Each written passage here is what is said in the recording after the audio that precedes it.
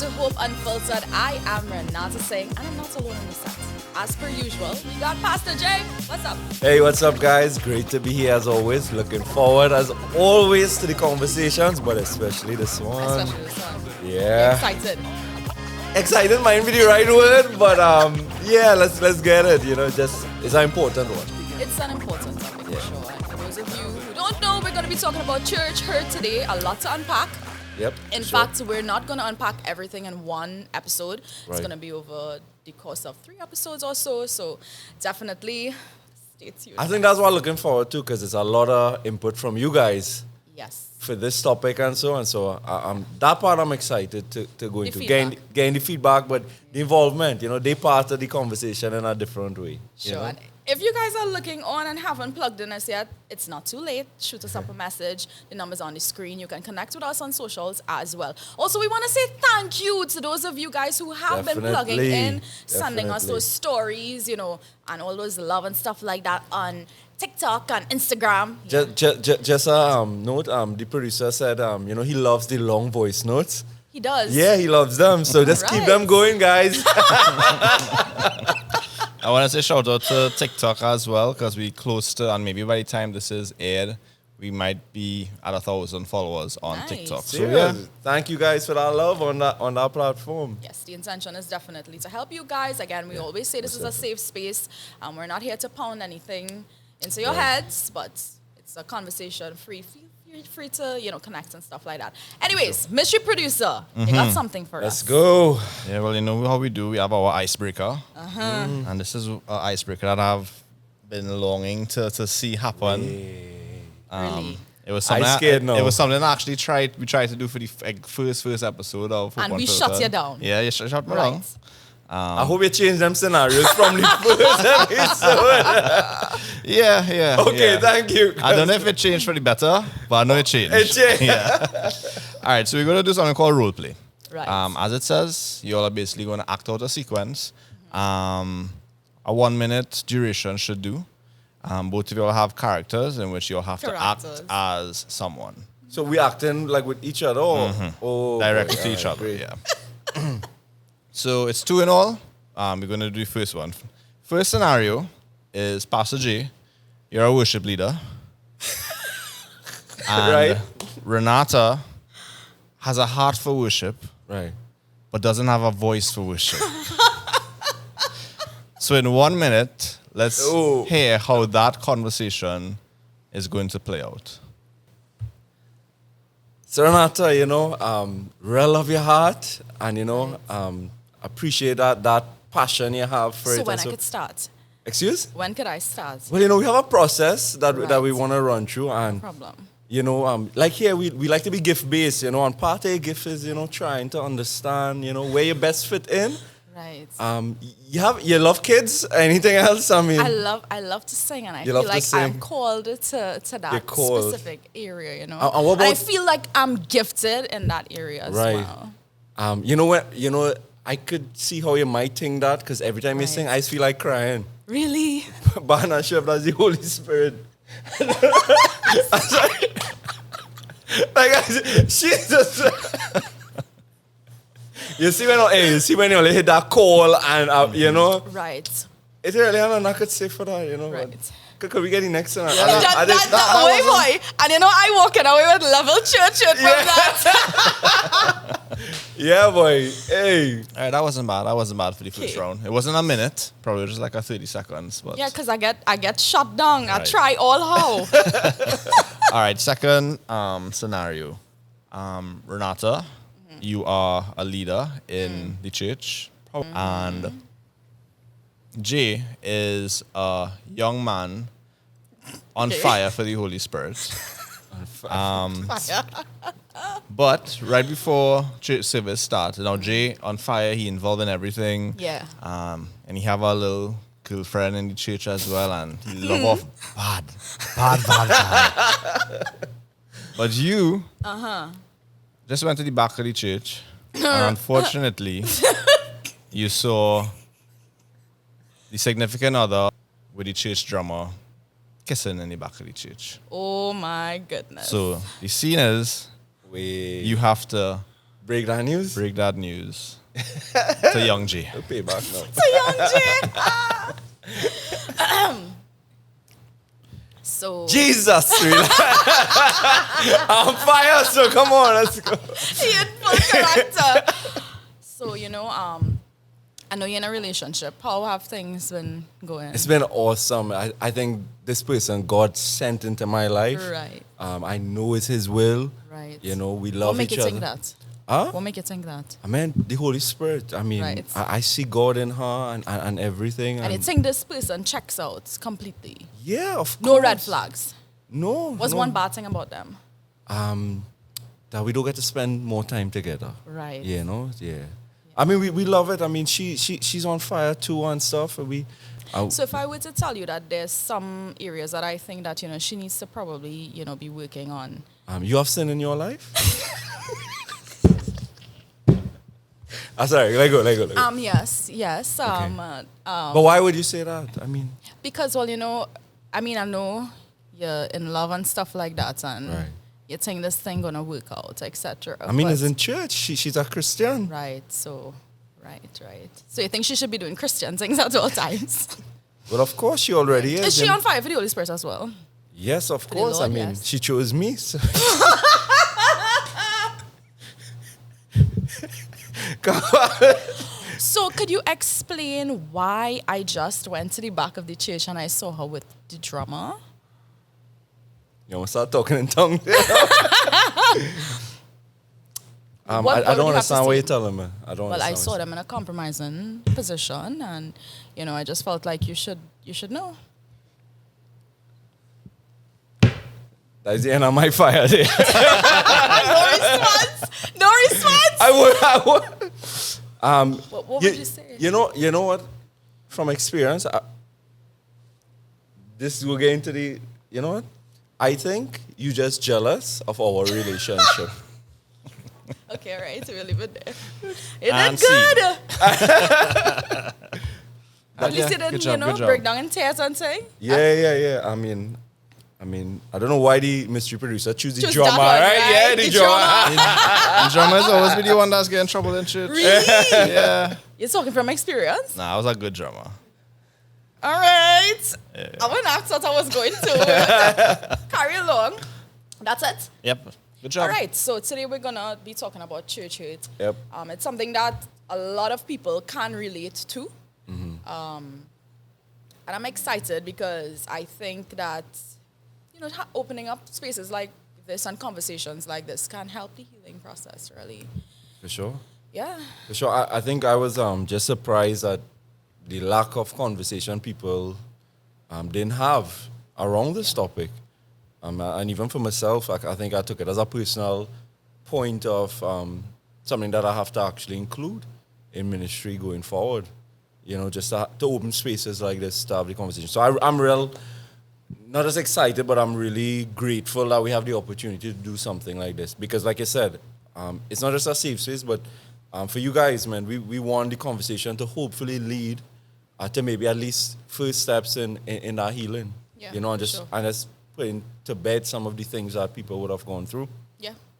So, I mean, some of the things that we would have gone through too, because, For sure.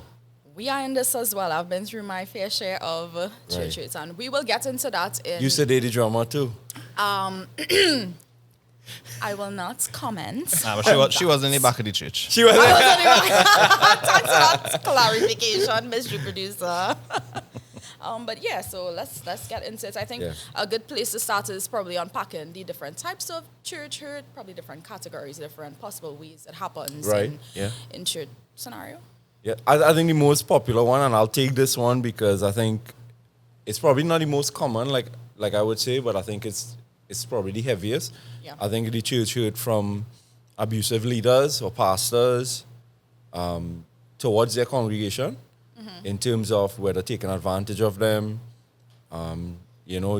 using them for their own gain or whatever, and maybe just even abuse and so. I think that's the place that I hear a lot of people talk about, or at least try to express them. Yeah. Because they've been hurt from leadership and so. And so, I mean, you mentioned the word abuse there. we are also going to be talking about the difference between church hurt and church abuse, because there's a Right. difference. For sure. Yeah. For sure. And it's important to this, Yeah. sure Yeah, you, no, know, you know the distinction. Because it's between two different ways to approach them. Exactly. Completely. So yeah. One of the things you mentioned there just now is that the first one you tackled was possibly the more heavy one. Mm-hmm. Do you think it's based, the reason it's probably the more one that's highlighted or spotlighted a lot is because of the expectation that comes from people that are in certain positions? I think that has a factor, but for me personally, why I would say that is heavier, I think because the damage that can be done from someone in a place of authority, when we spoke about the unhealthy relationships and Yeah. so toxic relationships, there was a part where we spoke about where there's a power dynamics. Yes. I think that plays a huge part, but also because not just the expectation of how a pastor or leader should be, but I think because of the role that they play in someone's spiritual life, I think the ramifications of getting that wrong or abusing or just simply doing that relationship wrong has greater weight to it. Impact. Yeah, Okay. yeah. So that's why I say it's more important, not so much from the expectation. I think the Bible gives us clear indication of how you should expect a leader to be. Yeah. And I think it's there for a reason. So I don't think we as pastors could use that as An excuse. an excuse or a reason that is heavier for us. I think because of our rule, it is. The Bible itself said that we would be judged more harshly. We would be judged more severely for the role of being a pastor and a teacher. So I think that from that aspect, because the ramifications of getting this wrong causes real, I think, life-changing circumstances sometimes. Certainly. And another area is from, the congregation or the people, Right. the flock, and two leaders, because that's Right. also a thing. It doesn't only go one way; it Mm-hmm. goes both ways. And I think the next episode you are going to be giving us some, Unpacking like the Yes. pastoral side. yeah. I think what And people how pastors are also hurt as well. You're like human. Right, no, for sure. I think what people forget is that we are members of the church as well. The title or the position, it doesn't make us above it or Yeah. excluded from it. So even so when something happens in the body or, someone disagrees with us or critiques us or so, man, it hurts. So yeah, like I said, we are human as well. And I think there is a lot of hurt that comes from the congregation as well, but it's probably not spoken about because, like I said, the heaviness of the other side of it. Do you think it's not spoken of because if it is, people may take it as you're being defensive as a leader? Do you think that's one of the reasons? Defensive, and depends on where you speak about it. People may assume that you're throwing words. Okay. And let's be real, that does happen. Like the unhealthy leaders would probably use their platform, their influence to throw words rather than have a conversation with someone. But And I feel like that's one of the reasons that this conversation has not been had. More conversations surrounding church hurt has not been Right. had because of that, people thinking that, people may think it like, you're throwing words or trying to paint the church in a bad light, for example. And I think we need to have conversations like this. So you said that, like, you said something there that really struck just now when you said, painting the church in a certain light. I think for a long time we have just taken people talking about their hurts or their experiences as them attacking the church. Sometimes I think people do that, but I feel like we've kind of thrown out the baby with the bathwater. Yeah. And let's just be very clear up front. We're not on that here, right? We are not on that. We're not throwing no words to You're going nobody. gangster there, boy. Like, it's We're the not truth. throwing no words for anybody. That's not the intention. The intention is, listen, there is a problem, and we can't sure. we can't continue going down a route of not talking about it. People have deep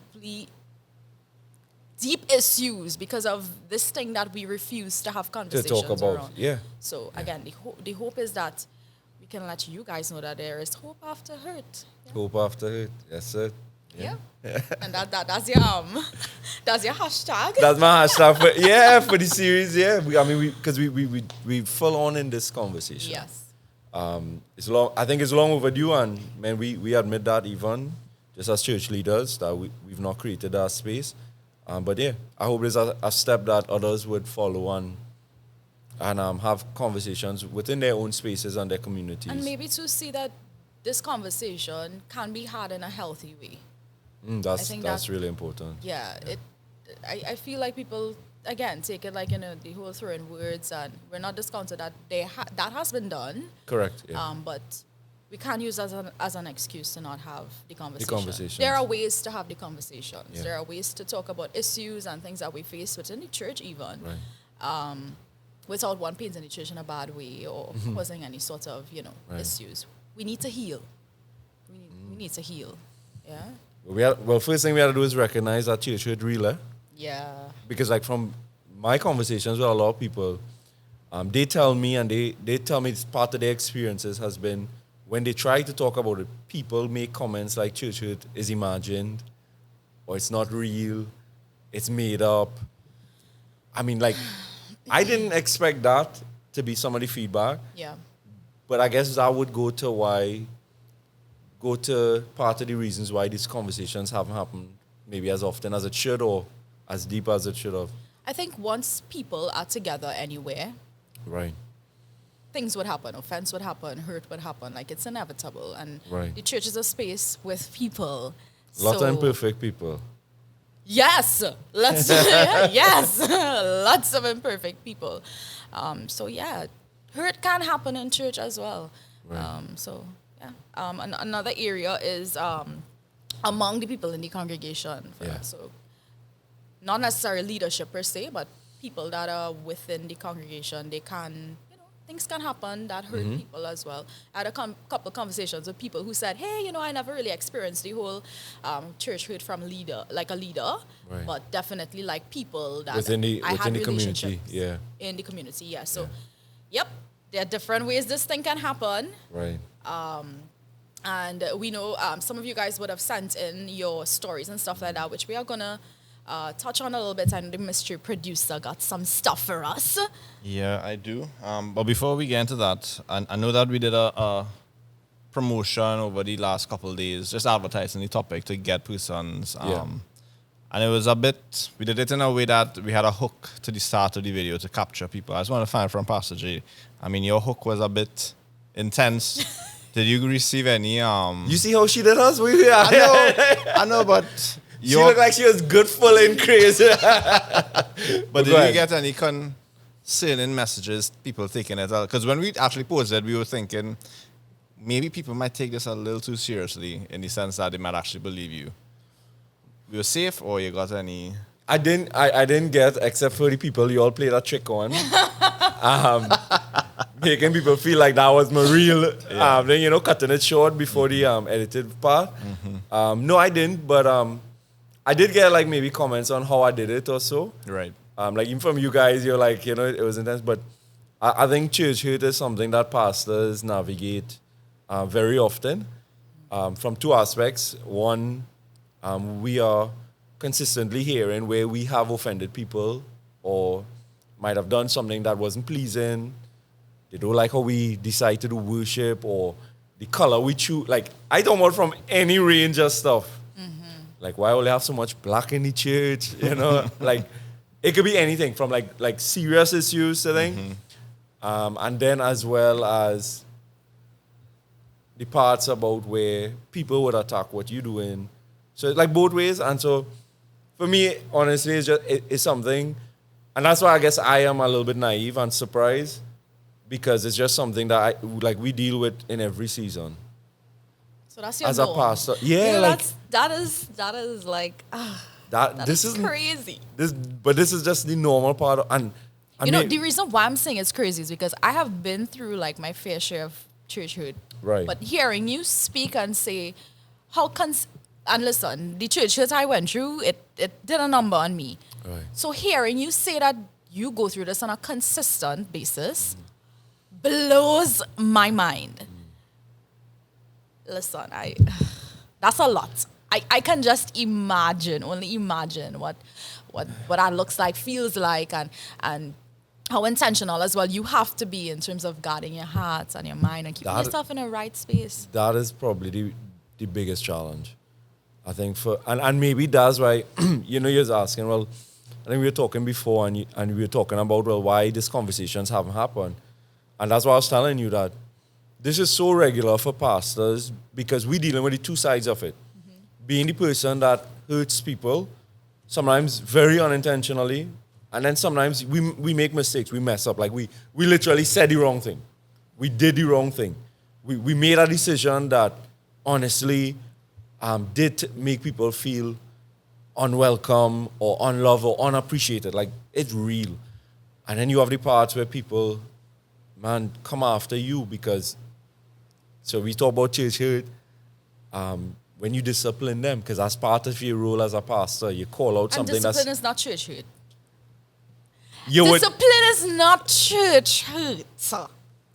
Listen, everybody... Because that brings into a question of maturity, and we maybe should not go down that road. But let me don't go down there now, right? But... So the way I would say it, man, everybody love the pastor, and that's you really get tested when you disagree. Yeah. Like, so yeah, but just back to it, man, just going through this regularly, I think. You have to, I think the thing for leadership and anybody aspiring to be a pastor, God bless you. I don't think it should be an aspiration. I think it should be something that God calls you into. Yeah. Because we had to call you into that because what you just said there, listen, and only God can. Here's why it had to be a call, because that's the only, like in your human self, you're not going to be able to endure that. You're going to trip, you're going to get vexed, whatever. And there are times I fall into that. Thank God for a godly wife who really kind of keeps me grounded with that and reminds me of who I am. Because I'll tell you, like, when you get critiqued for a long time, and I guess we shouldn't go too deep into it, but you do start a question. Of course. You do start a question. You're human at the end of the day. That's what we need to understand. Like, So just because you're a pastor doesn't mean that you have emotions just like everybody. That's my point. So you will probably process things just as anybody else. Right. So, yeah. Listen, I don't even know how. I am just like trying to wrap my mind around this consistent thing. Yeah. Because what you said is maybe not drastic church hurt like what people experience. Yeah. So like your story, I'm not going to say, I don't want people to get the idea it's something drastic constantly. Yeah, but little... It's just, but the consistency correct. Is what really edges if you away at you. If you keep poking someone... I'll cough it. Oh, sure. I'm not talking about that. I'm just saying. I know what you mean. I was just joking. I was just... kind of. It could be worse than a cough. If it's consistent. It's mental. Yeah. It's mental. It's more mental than the actual things that people... So seriously, like people have an opinion on how we should do things and stuff like that. It's okay. But like when you add it up to every little bit of it, because remember, you're not getting compliments or anything nearly as much. And not that you need it or so, but for your mental, it does take a toll. So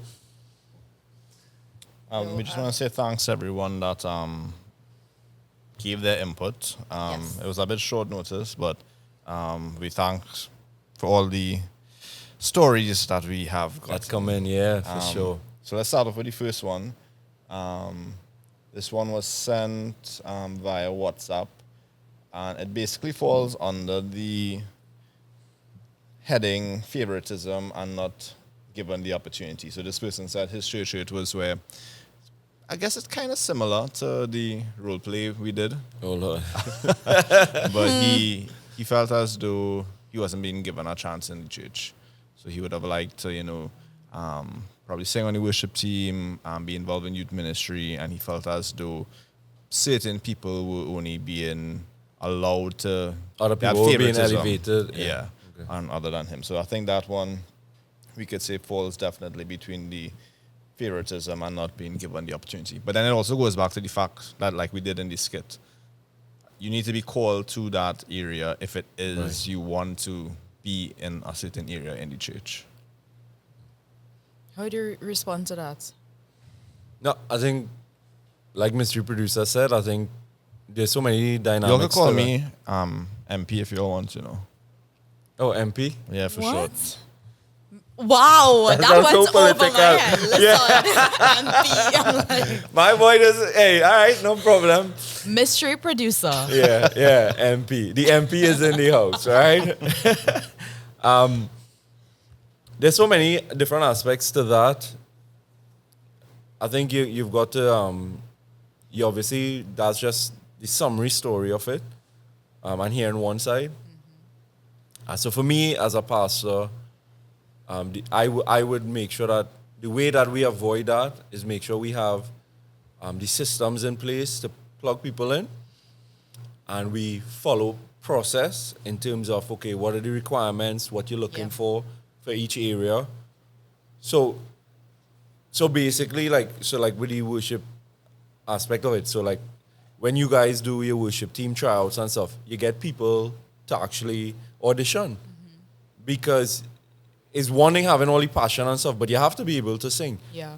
Because you don't want to go on the stage and become a distraction to people worshiping. Yeah. You pull wrong notes and stuff, people will notice that more than they notice, or they'll get distracted by that. Oh, yeah, they will definitely notice. Right? And so, for me, I would say, I would look at, okay, in that church, that person needs to ask, okay, is there a system in place, or is it Right. people being promoted only based on relationship or based on something very informal? Yeah. And it doesn't have to mean it has a motive or intent to that. Like, I don't know what the pastors or leaders are thinking, what their process is. I mean, the areas listed was worship team and Youth kids, ministry. Youth ministry. Yeah. And like, I'm real guarded with that. So I feel like that has to be a space where it has to be really good. So I'm just talking from a pastoral point of view. I think that that's not just an easy place to go. But if they are seeing people given opportunities and things, I think the first thing they should do is just go ask. Yeah. Have a conversation. Have a One of the things conversation. that you mentioned there's the process, and I think having proper structure and process in place will kind of sift away the favoritism part of it. Correct. That way, everybody goes through the same thing. There is a clear line of communication. Right. There are clear guidelines, for example, to follow. So once you check all those boxes, then it's easy. It takes care of that whole favoritism. That temptation to look at it like that. Yes. But I mean, in that situation, if they don't have that process and those systems, they need to stop just looking at it and go and have a conversation. Say, Yes. hey, I'm interested in the worship team. What do I need to work on Yeah. to be able to make the cut or so? And that one is a little bit more cut and dry, because like if you don't have the ability, I mean, you can do some training, but I mean, it's either you have it or you don't to some degree in terms of the natural ability. And then you have, for the kids ministry, that one should be an easier fit where you can actually give people steps to actually go into that space. Yeah. You know? For sure. Now we have another one. Yeah. This one is actually a voice note. Okay. It falls under the category we put it confidentiality breach. So I think, well, I guess we could play the voice note and then we could have I'm that going chat to play after. that voice note now. Another areas where I shared about a particular struggle that I was going through, and my pastor at the time felt the need to share that personal struggle, share with him with other people, including my supervisor at work, because I worked at church at the time, including my landlord and my roommate at the time. I was in my 20s. So all of these people were made aware of a very, very, very, very personal struggle I was having, and started treating me different. And as a result, I really closed up our relationships were concerned. Yeah. Okay. Wow. This Well, is that's the first time I hear it. That's why I was reacting Yeah. like that. Wow. that's confidentiality. That like, Man, that's a respect. and that is actually an area. I mean, I can connect with as well. And I actually spoke to someone today who had a very similar story. Right. Same thing, they shared something confidential with someone. They were the only person they shared that specific information And then with. other And they heard people- it somewhere else. So that's an issue as well. I'm not sure if it only exists with just leaders. I think it exists in all the different various forms or categories of church that we would have spoken about before. Right. But that confidentiality thing, what's your take on it? So that one is honestly a little bit alarming. So when the first person that they mentioned was shared with their supervisor because they worked in church, that one I could kind of understand. Depending, again, I don't know what the situation is, but if it's something that can be a risk or can be something that needs to be managed, I can see a leader giving you a direct report or someone like that. But you see, that's the only one I could. So hear what I'm saying? That's the only one I can probably entertain the idea of that being shared there. When you go into all the different areas, landlord and Because that brings into question motive, right? so I feel like that was a way to control Yeah. because you use the information Almost against the person. far beyond your jurisdiction. Like, to be honest with you, like they leave the person to manage those spaces. That's not your place with it. I mean, again, I don't know what the issues are, but I cannot see and I cannot begin to understand that level because I feel like there's a motive behind that, just like you said, and I feel like that's some level of control or some level of manipulation. Yeah, I think, again, like, I mean, I'm not going all scripture or anything like that. I just talking just being a decent human being. If someone comes to you in confidence and shares something with you, unless it's something that is life-threatening, Right. or can cause harm to someone, Or legal matter. yeah, Like those yeah. things require a different approach. yeah. But if it's someone just confiding in you for support, advice, whatever it is, that's not your business to share. No, It's not. agreed. I mean, I think that is something that churches probably need to establish a little bit more. Yeah. And like even with us, like what I've recognized as well though is sometimes someone might share something casually, but they actually want it to be held in that same way. Okay. So you think that needs to be said up front, that Like it depends on like certain situations you know off the bat. yeah. It's confidential. But like I've made the mistake where I've shared something that I thought was normal because I knew that person shared it with someone else. And like in our circles it was like normal. But they felt like, okay, even though it was several people, like that was still supposed to just stay there. And so I had But to again, I apologize. think that goes back to the intent of why you shared it the Right. way that you did. If it was not in a hostile way, then cool. But it still creates church hurt.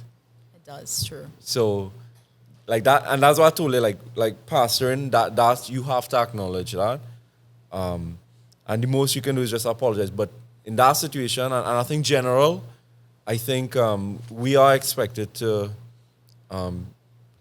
be very confidential with people's lives, Yeah.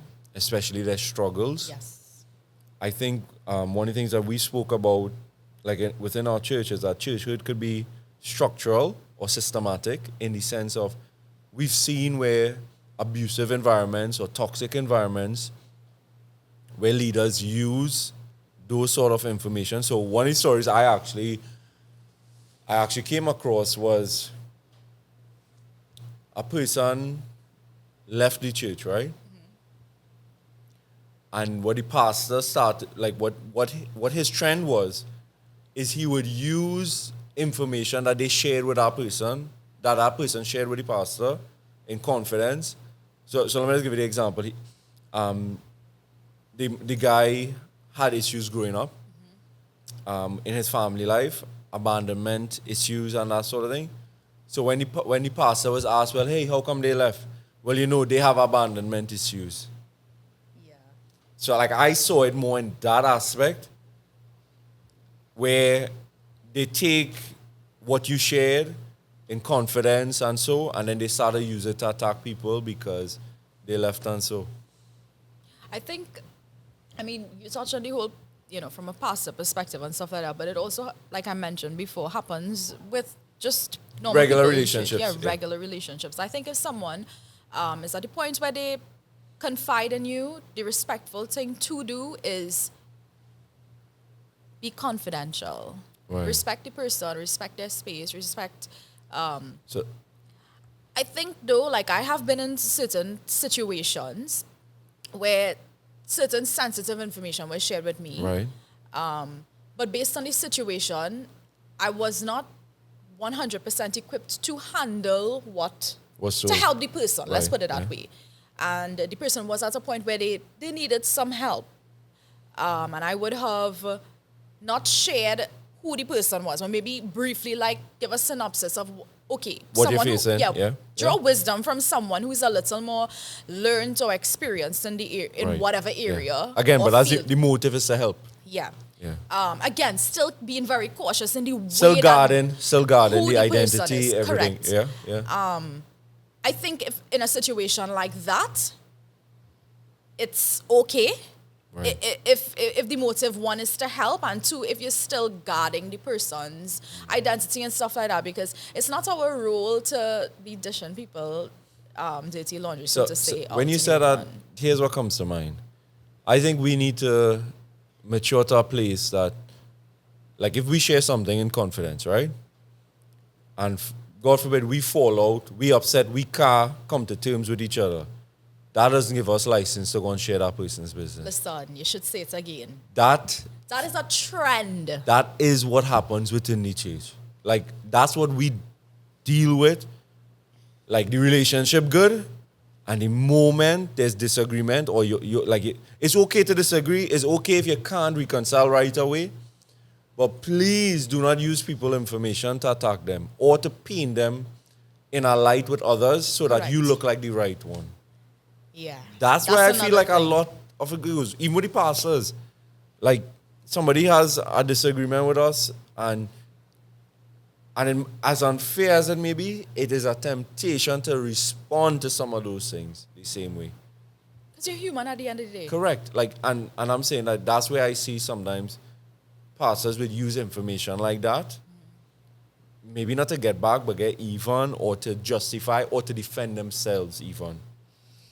Like, I'm still wrong, Yes. but I'm just saying, like, that's where I see it. Like, where there's disagreement. Like, normal relationship, you okay with holding that information most You times? think? I think people... Serious? Yeah, I think that's a problem. Not just even in the church, generally. Just generally? Yeah. Okay. And I think we need to come to a place on maturity, like you said, where, hey, we may not be able to see eye to eye ever in life again, but whatever was shared, Let's respect that. just respect that. Like, it's dead. Like, zip it and move on. You can move on without, making somebody look bad or painting their name in a bad way. I mean, what do you gain from that? I try to figure this out. Like, what do you gain from that? I think it's a defense, I think, like, when you have disagreement, so one of the things that we try to do, like, as leaders, and even just try to promote in our culture, like, even if, like, people leave, or let's just say they get angry, or they're upset, they disagree with something, and let's say we can't reconcile, and let's say ultimately they leave, right? We have chosen, hey, and I've had to do this personally with walking through my own church hurt. When I speak about the people who have hurt me very deeply, the way I say it is, I don't define them by that season, I define them by the entirety of the relationship. And the overall relationship was more good than the season that it ended. And so what I say is that every time I speak about them publicly, I speak of the positive. Yeah. I put honor. I'm not no fluff, Yeah. no makeup, nothing Pure facts, shallow. yeah. Like, just pure facts. Hey, yeah, they were really good to me in this way or in that way. Yeah, they sacrificed. They did this, they did that. The rest of it is really close to my heart, between God and between my circles. Yeah. Like my pastors, people who I turn to for help and to process stuff. But that is something... That's important, like having people as well around you to help you through those times. help you navigate through those. For sure. Because listen, if you're gonna do it by yourself, I know if I were to do certain things by myself, I always say I would end up in a jail, you know. Keep that filter on for this one.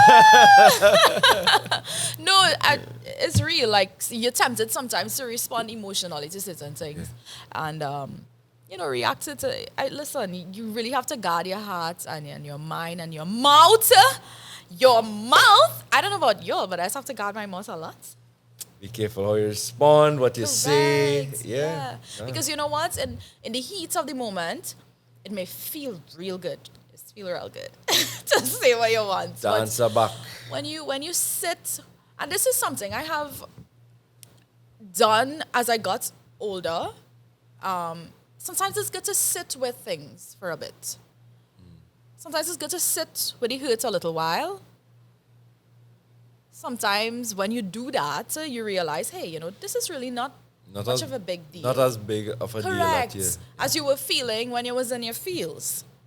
Now, there are times when it's bigger issues, and that requires probably more attention, a different approach. But you don't want to, go down the route of dealing with things emotionally. You hear what you're saying? That's just what I have grown into. I've not always been that way. We in a culture where being authentic is just slashing out with your emotions. Like there's no wisdom, there's no God, there's no respect for the other person. Like we've made that like part of it. And the truth is, we've heard this growing up, like or even in leadership. Like I am reminded when I'm going through these things where the people around me like, don't ever respond in anger. Don't ever respond when you're emotional. Don't ever respond. Why? Because the way you see things is skewed. Whether for good or for bad, you might, your love, you're feeling, even like when it's good things, they're not just church hurt. But you might make poor decisions because you feel in a moment of a high of things good and whatever. And let's just say in leadership, you might entrust somebody for more than they really should be entrusted with. So it works both ways, but just to your point, I think we live too much on emotion. On the emotions. Yeah, that's real talk. That's real talk. And I'm glad how you mentioned that it's not only for, those what we would deem like bad emotions, like anger and stuff like that, but also in those happy moments where you may be tempted to make certain decisions or for that high. Like I feel great, let's do this. Imagine all this conversation out of that confidential aspect. Because I guess it's such a big area. Not just for church hurt, but just hurt on the whole, relationally. Yeah. All right, so next we have a message. I'll actually read it out to you guys. The last time I was a part of a church was 13 years ago. My family was introduced to that church through my father seeking counsel to fix his marriage. Long story short, the pastor manipulated and controlled my dad with scripture for financial gain. My father, being new to the faith, didn't know any better and thought he was genuinely giving for the benefit of the kingdom, but it was being used by the pastor for personal gain. The final straw was when the pastor influenced my dad to leave us behind, saying that we weren't the family that God sent for him. This experience turned me off from church, pastors, and even Christianity, believing that churches just prey on the weak for money. This left me skeptic for years. Wow. What? Listen, you see that last part? Mm-hmm. That last part is what got me. Mm-hmm. How you'll tell people what you said? Leave the family. That was new family for them. Yeah. The final I'm sorry, straw was no when the offense. pastor Who are you, influenced, sir? saying that the family that they have was not what God sent for. I him. am so confused. I am honestly confused. Alyssa, brief me on this before we come to this, yes? That, I tell you, like people, like, hey, let me not respond in my emotions. Well, We it were is just on. talking about that. The name of the podcast is Unfiltered, so So we should be unfiltered. This man want to set me up for problems. Well, the pastor told me I need to be a little filtered, so I'm trying my best. Yo, that's real disgusting. There is no other word to use. That's absolutely disgusting. It is. I mean, I know I hear one-sided, but just the many dynamics for that, it's not unbelievable. Because that's what... And that's a sad thing. That's not unbelievable. Like, I've seen that. I've known people who've gone through that. And what I said... things like that, it affects who you are. It affects your mental. It affects your view on church and just life. Man, it affects your view on God. Yeah, it does. Like, that's the messed up part. That person started off by saying, I've not been in church for 13 years. Yeah. Because one man, in their greed and their abuse, their selfishness, their lack of faith for God or anything, preyed on this family. Like this, man. That I know it's unfiltered, but I still want to have a church at the end of this podcast. I think this situation is just based on the information shared. Like, I can't see a middle ground here. I can't, in terms of me commenting. So outside of the person being an absolute chronic liar, which we don't think that is the cause, because it's so believable. We've seen so many aspects of pastoring in this regard. And let's say the real thing.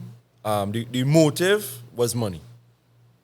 The motive was money, and then it went from keeping them around, trying to help them as a family, that when the family probably pushed back, you manipulate, you break the word of God, you contradict the very scriptures so that you could keep a cash cow, basically. That's how evil that is.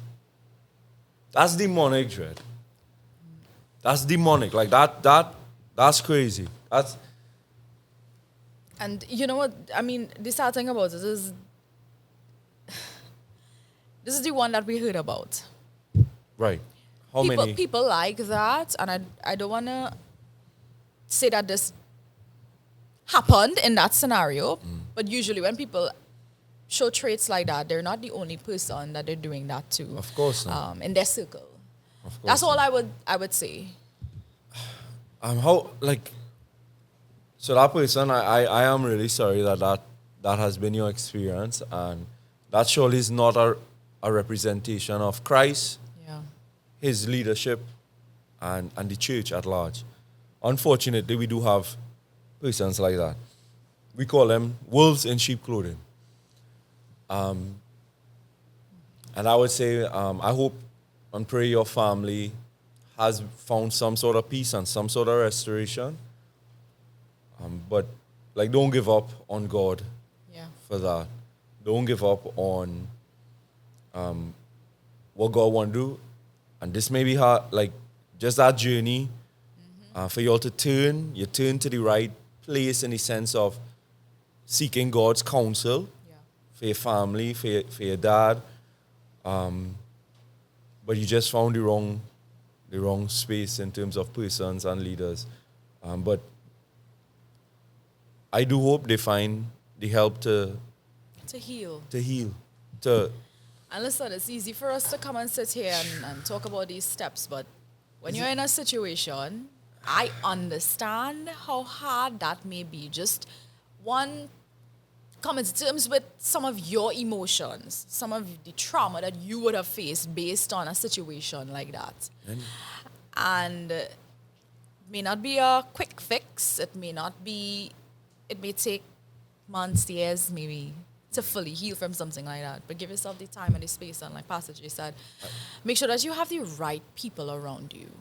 I would say, I think the first thing is to decide that you want to heal. Yeah. That's like, it is a choice to move forward.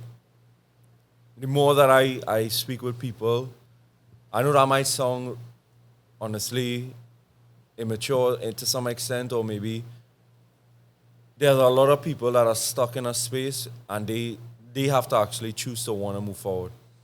A situation like that, I can't tell you it's going to be easy or even after so many years. Even after so many years. However, you got to decide, here's what, I cannot allow this to define who God is, His church. And I think that's the bottom line. That's Because that's what that circumstance did, and we understand like that. There's nothing from us talking down or like you just had to get up. No. But you gotta decide, and like Ren said, get the right people around you to maybe just guide and lead. And our prayer for you is that you'd find the right space, the right community. But I hope that you know that there is hope. There is hope after that. That sounds, listen, I know sometimes when people have been through some traumatic things, saying things like that, it sounds so, like. Man, that, I still can't even respond properly now because like I just want to stay quiet, but honestly, like that's so much. It's an extreme situation. Yeah, and like for anybody who might find themselves glimpse into something like that, run. For sure. Run. And then so like you get mentioned out. something key there with the family. I'm not sure if that happened in this situation, but Right. sometimes the people around you can see if you're going in a specific way, or if even leadership, they're abusing you. That's abuse. Trust those people. If they're seeing certain toxic situations in your life, trust those people. Yeah, in that case, it was clear because the family became part of the problem to that person, and the pastor, in a very evil way, used their spiritual authority almost as hearing from God. Like that's how messed up that is. Like where that story went. Yeah. Because they took the position of hearing from God when the word of God says I would totally say differently. they assume the position of God for that person, yeah. That what's the next scenario? Well, just for y'all to know, it doesn't really get any better. So just putting Oh, okay. disclaimer out there. This man tell us to run through this. It doesn't really get better. All right, let's go. That's what we open up the space for. Yeah. We got this message from Instagram. Whenever my family desperately needed help from our pastor, he was either never there or there, but only briefly, like there for one meeting and never to be heard from him again. To top that off, seems like when we discussed certain things with him, others in the church found out about it. From who? We can't say, but he was the only one who knew the situation. In addition to that, I stopped church a few years ago, and I recently started giving it a chance. Again, giving the folks there a chance, and they all still disappointed me and my family in one way or another. I know people aren't perfect, but I mean when people continue to show you who they are, you gotta believe them. I haven't given up on the church, but I certainly gave up on that one.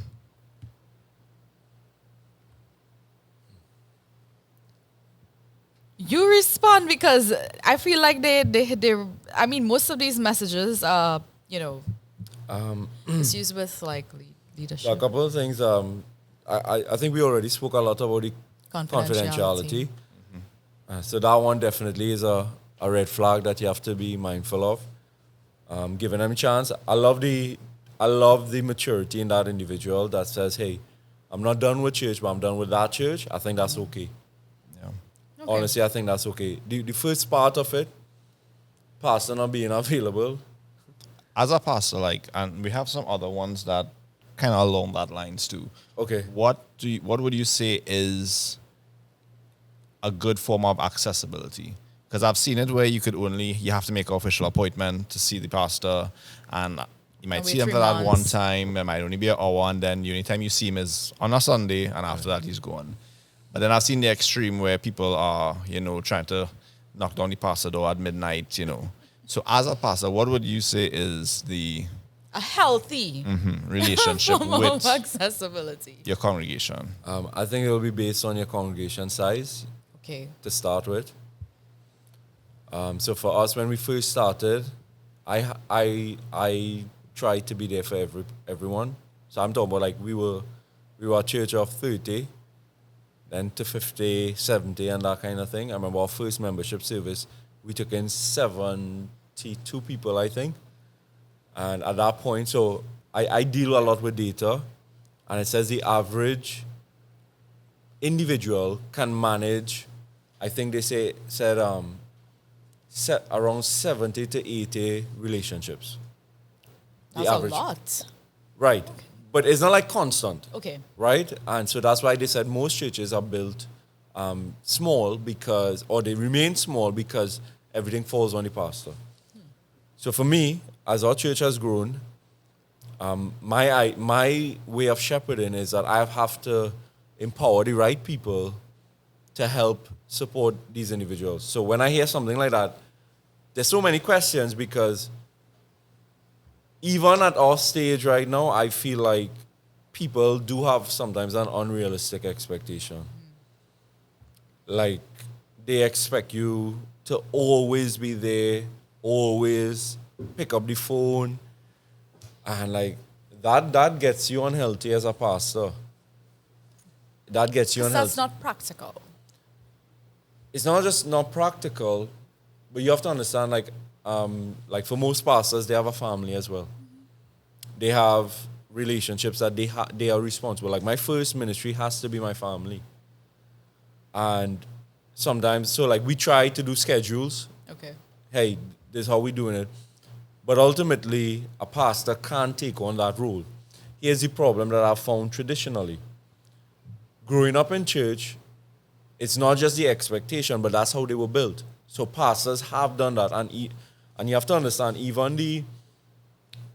but especially poor leaders or abusive leaders will build the church that way for you to depend on them. Them solely. Correct. So a lot of people have been in churches where they have to ask the pastor's permission for every single thing, or have to do things like anything in their life, they have to get permission, etc. and stuff. I don't believe that's how it should be. So what we try, so for me, I can't say there's a blanket statement. When your church is small, I think you can do that. But as your church grows, you have to actually empower people. Remember, our job, according to the word, is to equip the saints to do the work of the ministry. Yeah. The pastor is not supposed to be doing all of that. Yeah. But where we are in Trinidad, the church has been built that way for whether negative reason or whether we didn't know better or we didn't, like these were the systems we inherited. And that is a big problem because my role should be equipping you to help other young ladies, women, learn how to sing maybe, but... Remember, I can't sing, right? Yeah, yeah, the passion, we'll work with that. But the point is that there are others who God has placed here, who have wisdom, who have the ability to teach, to train others. And I think, for me. I think, I agree with what you're saying there, and I think, like you mentioned, that the size does matter, and it does impact the way the system of a church works generally. Right. So the way a small church would work is not necessarily what you would see in a bigger congregation church, right? I think the key thing is people want to feel loved and seen, and that's fine, but there needs to be a balance with that. And we need to be careful and guarded with ourselves as well, and ask ourselves the question sometimes, is this coming from an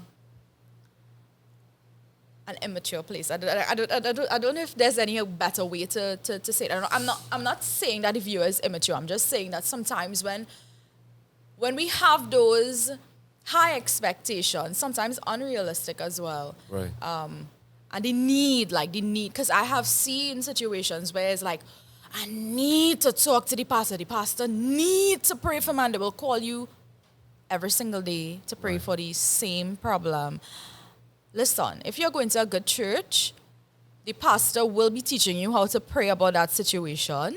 and you will be able to pray about a situation for yourself. Right. That's just me. That's where you should be trying to be, And as opposed to solely dependent on the pastor. And then another question, you have to ask yourself, are you idolizing this person? Right. If the sole dependency is on the pastor, I need the pastor. I mean, yeah, that's good, but balance. Like, you need to be realistic. I think that second part you did with you spoke about with idolizing the pastor, I think that's something that we've tried to lead in a different way. And I'm just saying we, so I can speak from that experience. But people automatically put you on a pedestal Of course. because of your role. And even for the best intentional pastor, in that people would try not to do that, it comes with it. So it's something you have to manage. I would say you have to be in a church that you at least, no church is perfect. But the church and the pastoral staff, the leadership, depending on what size it is, they are showing signs that they are trying to be there for the people. Because here's what I ultimately believe. We are called to be under shepherds. We are like shepherds, right? And people are the sheep. We represent God to a certain extent because his authority, that's what we under. And because of that, as a shepherd, you have to provide care. So in a small church, I might do that directly. Right. A pastor can do that directly. Yeah. In a bigger setting, what the responsibility of the pastor, for the pastor and the church is that even if I can't do it for everyone, There is someone there is filling still that. some, yes. And So we're not saying that it can't just be non-existent. Correct. But That's there what I needs just to want to be clear on. Yes. Yeah. There needs to be somebody filling something in that place role. that people can If not directly, someone. I mean, and like that's the best thing. That's why we tell people jump into a team. Like that's your best space. Like you have people around you. You have a person over you that you can turn to at least. And if it needs to be escalated, then there's channels that goes through. So I think having systems in place. Like you should have a church that even if the pastor can't do it himself, but you are seeing actively they're empowering others to do it. I think that is really key. But again, it's almost like a tug of war because, like you highlighted, people feel like the pastor is the only person who should be doing that sometimes. Well, sometimes some people make it seem like they are the only people that does it. Fully and agree. Use it Fully to agree. their own advantage. Yeah. I mean, do with that whatever you may. Come, MP. All right, so in our final church story for the night, I'll toss it back to you, Ren. We had labeled this one under Forced to Do Good Works. All right, one for the road. One for the road. Let's go. All right. The other concern is there were a few times where I did not bring in new people to the church, and because of that, I was under danger of being kicked out of the church. There was a particular time where I didn't have people for a new believers class, and I was told that was the last time. We wouldn't be allowing you to do that again. And they made the comparison to when you're part of a tribe. If somebody is not willing to hunt, sometimes the tribe will kill the person. Alright? So I had to kind of scramble, and I adjusted my entire life to try to win souls, even at the expense of my health and finances or whatnot, because I believe that would be sinning against God if I don't bring people into these church programs. If I don't bring in youth, and that will happen. Listen, I could be unfiltered. All you need to prep me for these things, man. Yo, go ahead. I cannot say or promise that I would have responded in a Christian way to something like that, you know. I'm being very honest. Yo. That's a threat. You hear the analogy? Yes, you're gonna be killed if That's what you hear, right? That's Because a- I know that's what you I all hear. as a threat. That's a cult. Like, yo, that's And That's it's messed up. scary because, I mean, this person actually, yeah, it does exist. But how many more people have been through situations like that? How many people are still in situations like that? That's what's bothering me. I so for that one, so I think so this is where I think abuse works well in the church. It is tied to something that is true. So as a believer, you should be e- bringing new people to Christ, sharing your story or so. Right. But for it to be controlled or weaponized like that, that's evil. It's, it's almost as if your salvation is based on the amount of people you get through the doors of the church or into church programs. Like, what is that? Or even more so, like from a psychological standpoint, like your acceptance. Just imagine this is your church family. This is your safe space. And you're given an analogy. Yeah. Yo. And it's easy for us to say, okay, we wouldn't respond that way. But like I studied like some churches that have fallen, right? In terms of their leadership that was abusive or something like that. And the power of a church to keep people like that is because they do some things good. And walking through church, and like the longer you've been in a church, is the more opportunities you have for them to do life in a good way as well. So it's not just the negative. So maybe they were there for you in a hard time, Yeah. in a hard season. It makes it very difficult for someone in a situation like that, To just leave, right? or even to see it the way we just saw it. Yeah. Because it's so complex. Because church is supposed to be a home that you are not just coming for like an organization standpoint of this is people you are now family with. Yeah. Not in the church Christianese language, but by spiritual means. Like that's what Christ has done. You become my sister. That's my brother. Like, and I am supposed to treat you all like blood family. So when you have a space where that is how it's supposed to operate, but then you have the blood relative or the authority or the person in charge leading like that, that could send somebody crazy, yo. Like, honestly. It literally can. That, I mean, threats is not Christian. That's not the Christian way to do anything, really. right. I mean, you're threatening somebody's life. Why? I mean, even if it's said just in passing or... It's not the right analogy in any aspect. No, it's not. It's not. And if you are, I mean, made to feel like you have to do... That's such an unhealthy space to be in as well. And that's And the an basis. unfair...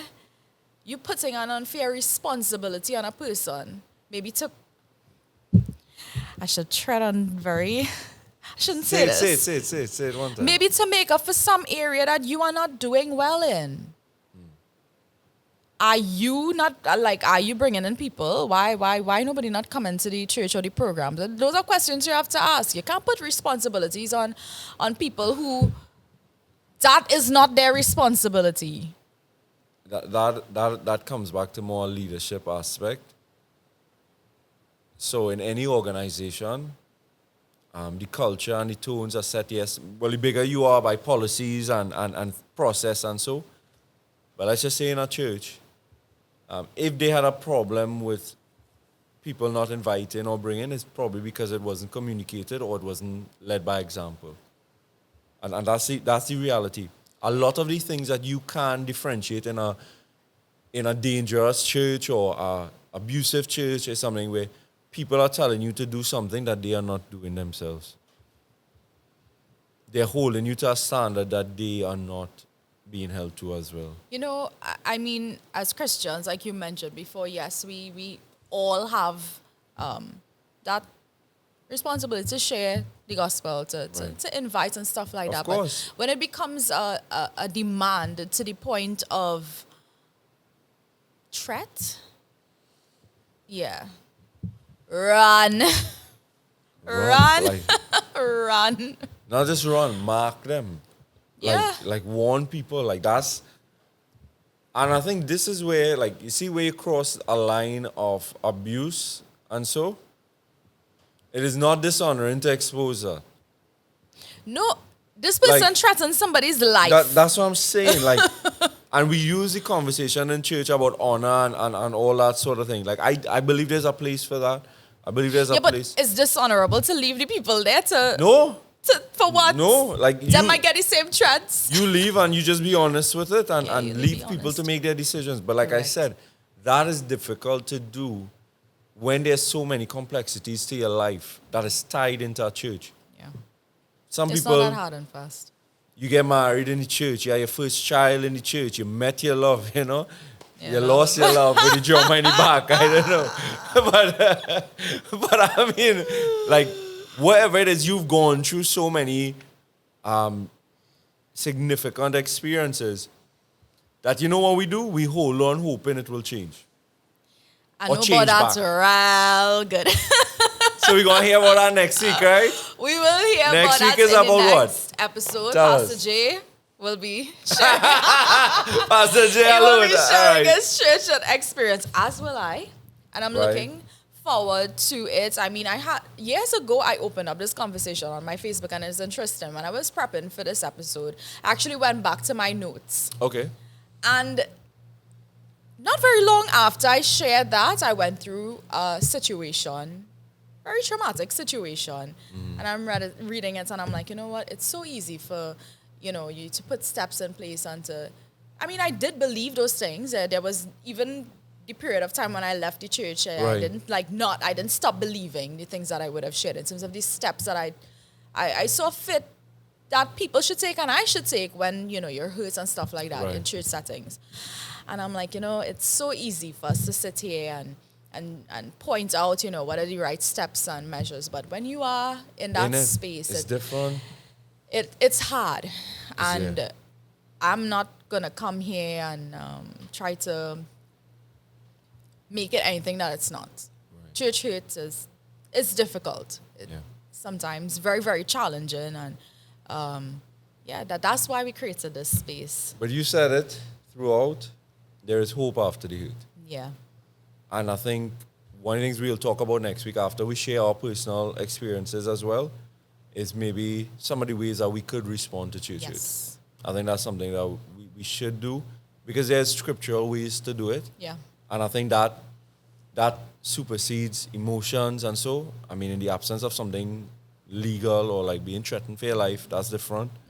But in terms of just the church hurt, the disagreements, I'm sure we But could probably... I'm going to be very real with you all. I mean, there have been periods I've dealt with it good. There have periods I've dealt with it bad. And I'm going to share the two. Yeah? Well, she didn't want to come to our church initially. Wow. I'm joking. That was just He joking. is not joking, and that's the truth. But that's Well, a story. Whether she tells it or not, but definitely. But that's what church here does, right? Yes, it does. It And does. that's what we share. So yeah, our time is on us. Yep. It has been a pleasure coming and sharing this space Definitely. with you guys. Again, you can connect with us on TikTok, Instagram, Spotify, and YouTube. We want to hear your stories. We love when you guys connect with us. So Sure. do more of that. We'll see you guys next time. Take Bye.